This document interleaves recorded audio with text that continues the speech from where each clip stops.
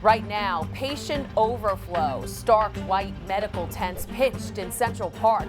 This could be the place where many lives are saved. It's being called a godsend, one made possible by Christians. I'm Emily DROOBY, and coming up, I'll tell you all about their special mission. Empty beds. The hospital ship docked in New York has thousands of beds, so why are only a few patients on board? Lack of equipment. Hospital staff are angry. Demands aren't being met. Every day when I go to work, I feel like a sheep going to slaughter. And face masks. Can they slow the coronavirus spread? Should we have started wearing them weeks ago? Our doctor has the answers. Plus, bells toll all around Brooklyn and Queens, a sign of hope that God is still with us.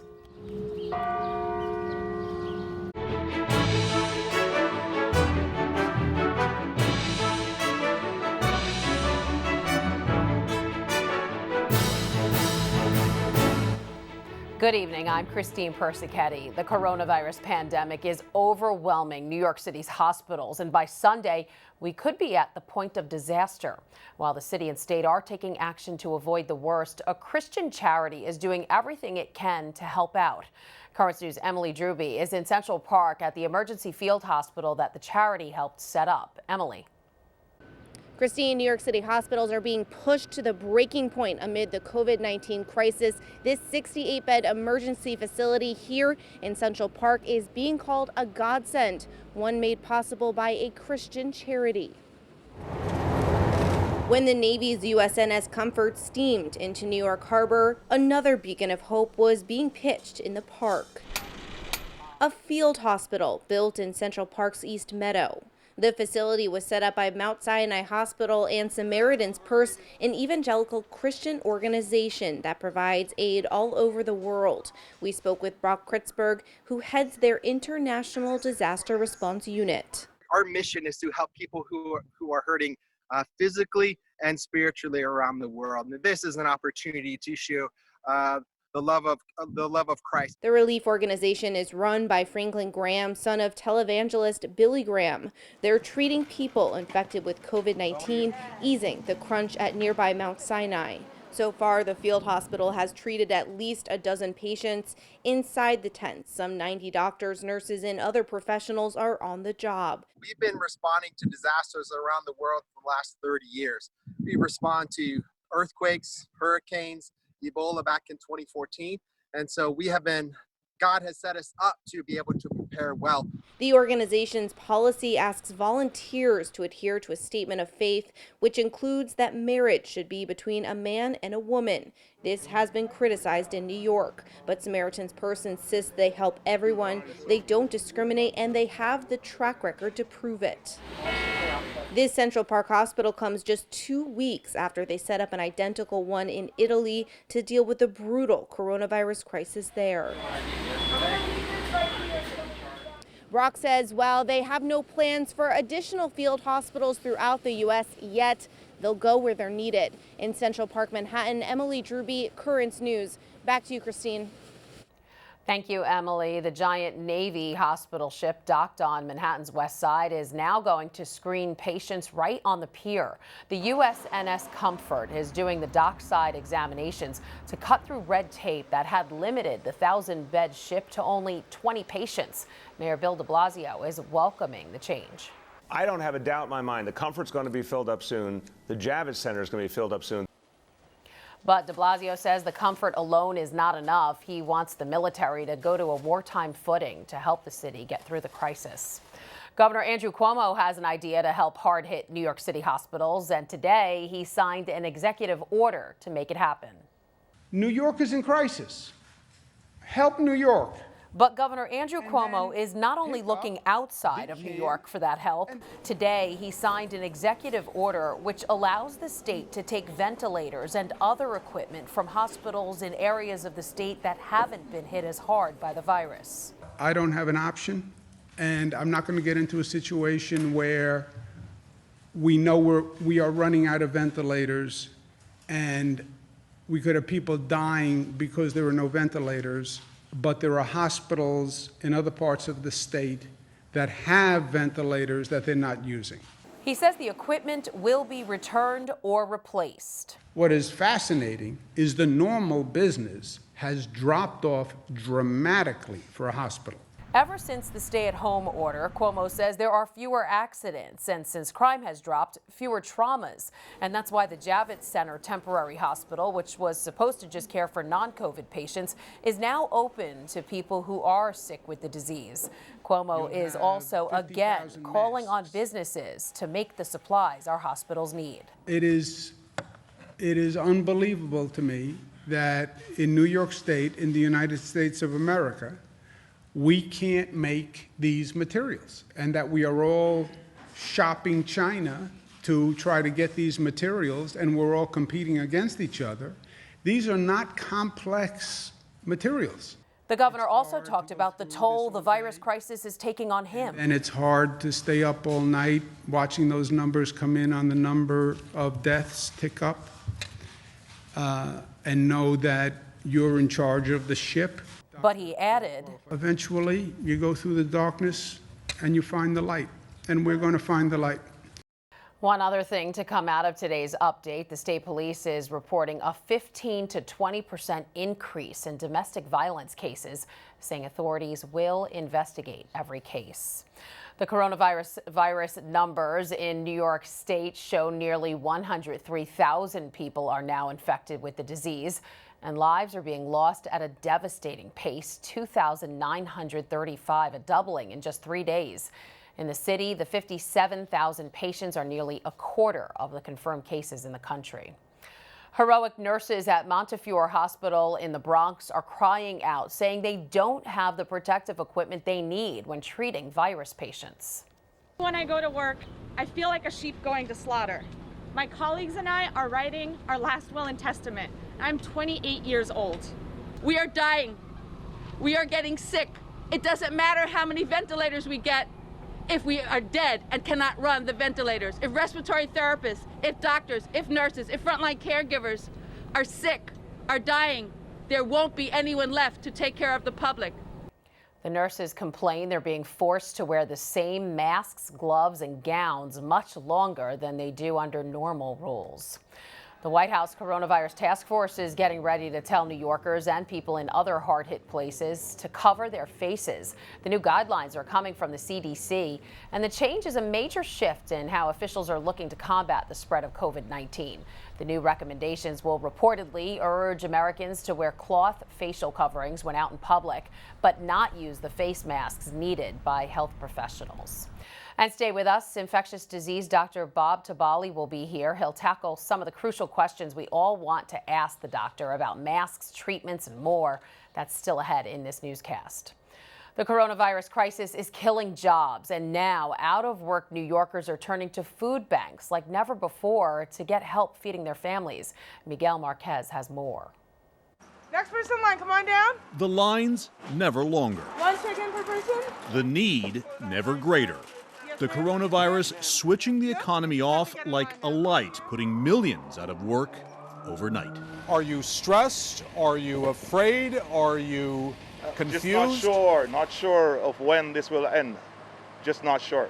Last month, Charles Beaver was a baggage handler at JFK. His last paycheck come and gone. 5 members in his house helped pay the mortgage. 4 of them lost their jobs. How long can you hold out? Right now, all the reserves are done. That's why we're just living on basic, because if we had more reserve, we would have gone to the shop, not be here. He is one of millions of Americans living paycheck to paycheck. He's waiting for unemployment benefits to kick in. He's never been unemployed. He's never had to stand in line for food assistance. We are flabbergasted about what's going on. Melanie Samuels founded the Campaign Against Hunger. In a normal year, they serve some 3 million meals to New Yorkers. In the last week, they've served nearly 250,000 meals. At that rate, 2020 will see the organization serve more than 10 million. To bridge that gap, everyone will have to pitch in. Nick's Lobster House in Brooklyn doing its part, keeping most its staff employed and providing thousands of meals to first responders and hospital workers. You got to go day by day. You know, a lot of people are home, not working, not making a paycheck. Some of those meals prepared at Nick's, now delivered by the Campaign Against Hunger. COVID-19 has overwhelmed charities and changed the way they do everything. That report filed by Miguel Marquez. One of the great groups serving hope and food to Brooklyn and Queens is St. John's Bread and Life. To help them keep their meal programs open to neighbors in need, go to breadandlife.org and make a donation. There's a lot more news headed your way. Ask the doctor. There's new information coming out every day about coronavirus, and we know you have a lot of questions. Coming up, a doctor will be here to answer some of them. Plus, a big thank you. We'll pass on a message for New York City's finest. And listen to this. A sound of hope, another way our churches are helping us get through this crisis. Do you have a story idea or want to share a tip? Email us at newstips@desalesmedia.org or call our 24-hour number, 718-517-3122. We'll be right back.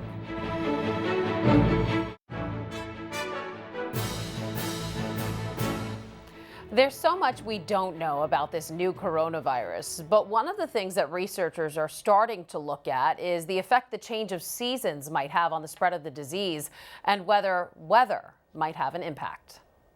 As the coronavirus continues to ravage parts of the United States, early studies are pointing to a connection between cooler temperatures, low humidity, and the geographical regions where the virus is thriving. A lot of the science is still in the very early stages. Experts like infectious disease ecologist MICAELA Martinez are tracking the seasonal patterns of the virus, where preliminary studies show warmer parts of the world have slower rates of transmission. Because this is a novel emerging infectious disease, that the majority of our population, the majority of the world, is susceptible. Researchers at MIT found areas with temperatures between 37 and 62 degrees had higher rates of transmission, whereas countries with more tropical climates accounted for fewer than 6% of the global cases so far. Early studies out of Europe and China found similar trends and also reported the virus was hardier in dry conditions, suggesting that humidity levels also play a role.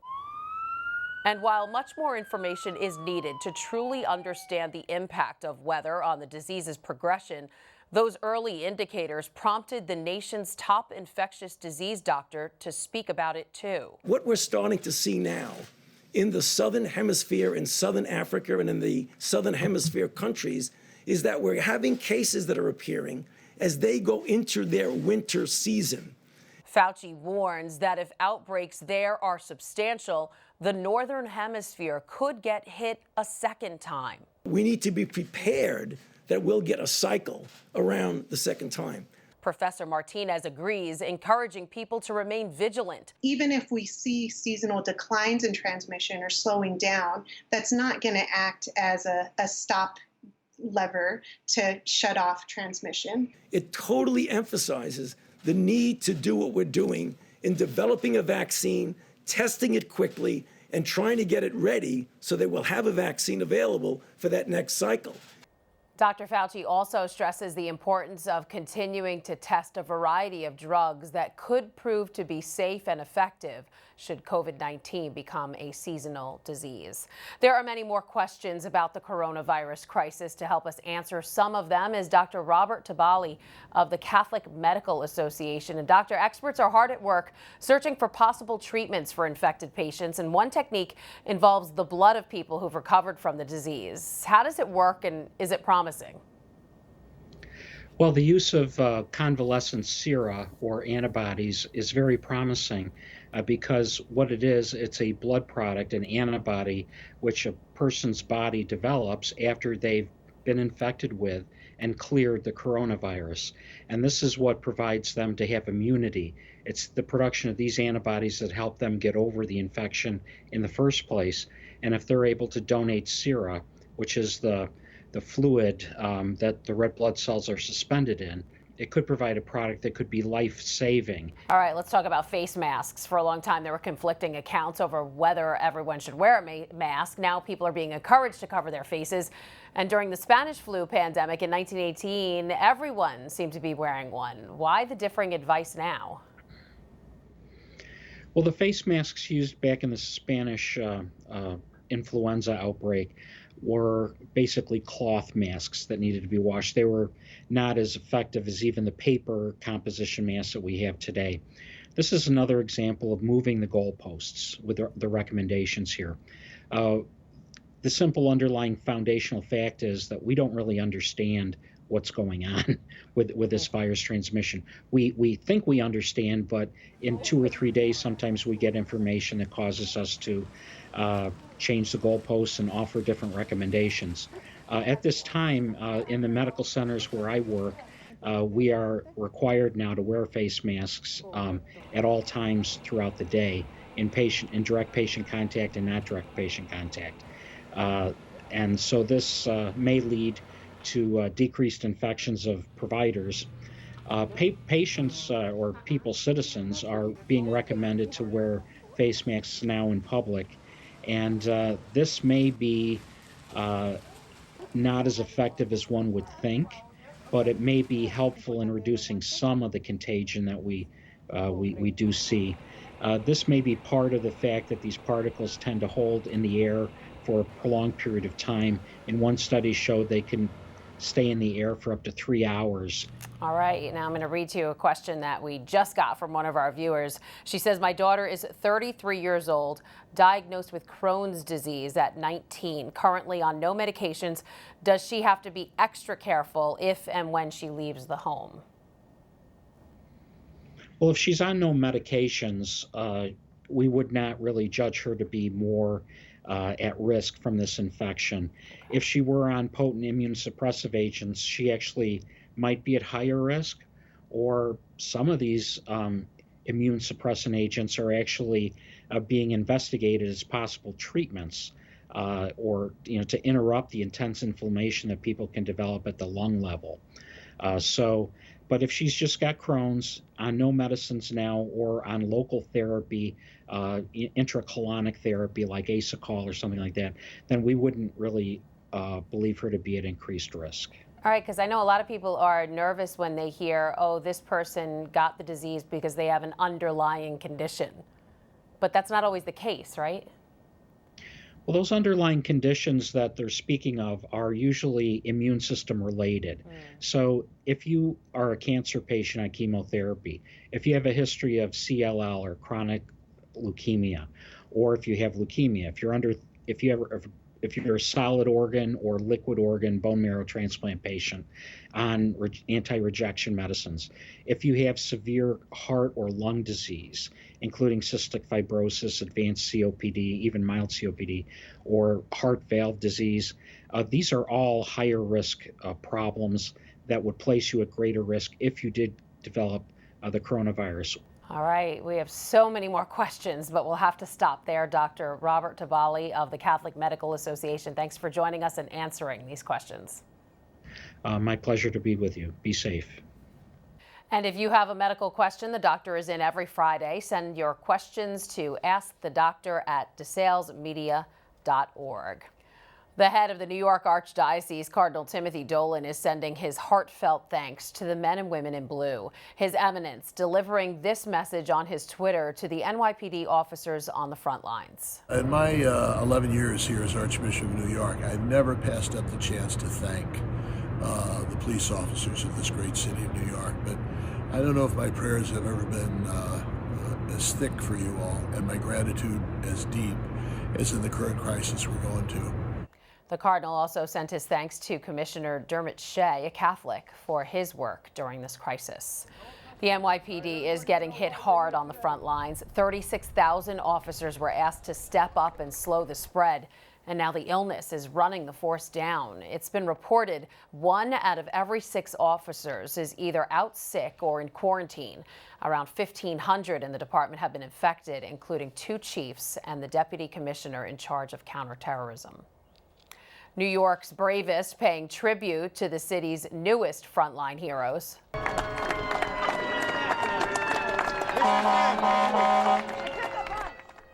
Firefighters turning out in force to give doctors and nurses at Elmhurst Hospital a rousing thank you. The Queens Hospital is one of the hardest hit in the city.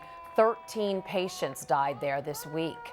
The firefighters providing a much-needed morale boost to the hardworking healthcare professionals. More than 300 members of the FDNY have tested positive for the virus. Still to come on Currents News. Churches across the Brooklyn Diocese making some noise to bring hope in an uncertain time. And we're showing our gratitude for all of the essential workers out there who are still doing their thing during the pandemic.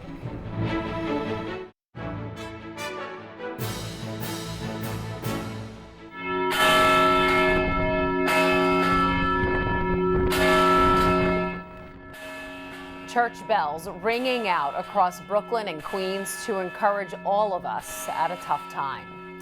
The bells are sounding at parishes all around Brooklyn and Queens as a sign of hope that God is still with us.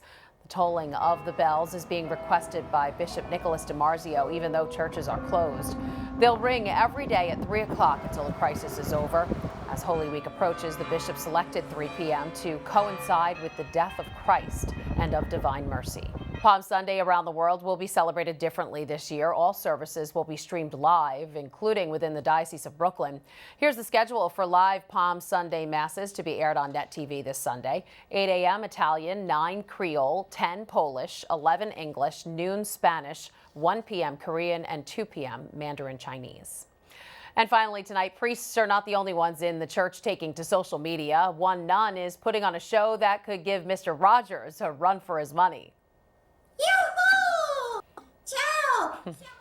Sister Sandra is a former elementary school teacher who entered a monastery in Florence in 2010. She started uploading her shows in mid-March, featuring a bunch of different puppets, such as an angel, a piece of pizza, and a dog wearing a face mask. She hopes her shows will help children understand the coronavirus crisis. And that is Currents News. I'm Christine Persichetti. Thank you for joining us because we are putting your faith in the news. We leave you tonight with a special thank you to all essential workers around this country. First responders, teachers, delivery workers, chaplains, and priests. The front line may not be what you signed up for, but you are keeping this world turning. Good night and God bless.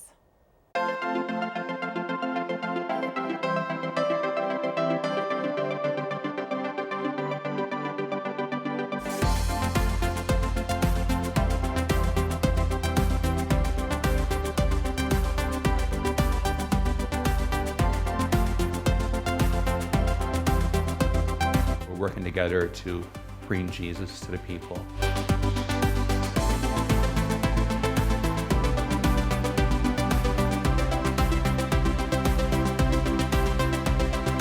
It just feels good to bring the Word of God and Jesus to life.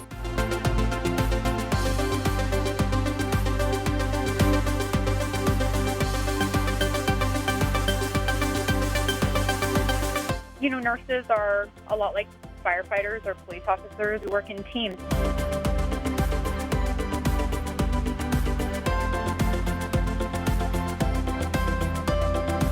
Everybody else is told stay indoors. We have to be outside.